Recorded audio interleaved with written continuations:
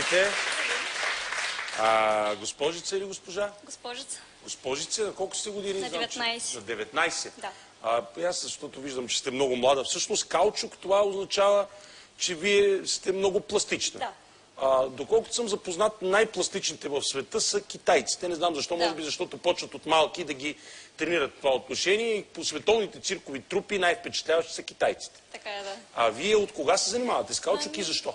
Близо година и половина, просто ми харесва. Преди това трябва да имате тренировки за тялото си, за да може да го правите. Не съм го правила никога, просто ми е дарба. Дарба вие? Да. Сега къде го правите това нещо?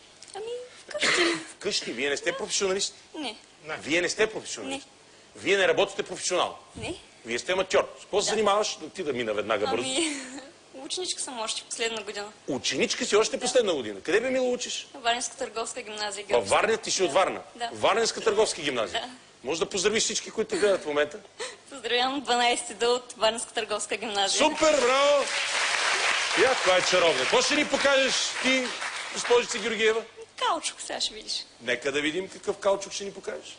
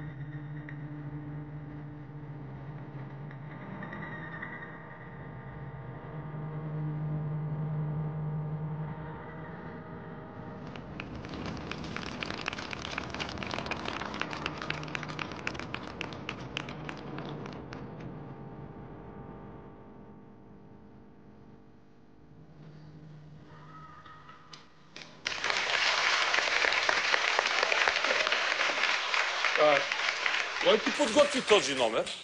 На хореографка Нина Козина. Кой? Нина Козина. Откъде? Как ти след като си аматьор всъщност? Просто тренира в една зала, където ми... И тя ти е помогнала? Да. Костюма кой ти уши? Една шивачка. Една шивачка по твоя идея ли е костюма?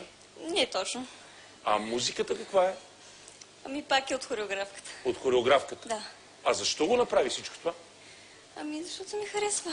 Имам една приятел, която е работила, позната, която е моя съгражданка, казва се Сирма, с която сме работили. В кой албум, мисля, че Прима Патриот работихме в нея, което тя беше в един куфар, ако си спомняте.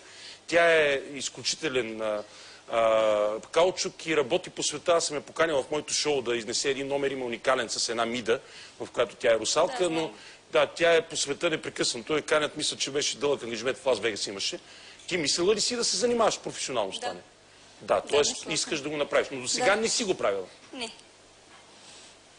Много хубав избор, Росене, за това момиче. Нямам повече въпроси. Слави, уважаеми зрители, преди да видим решението на Слави за днес, предлагам да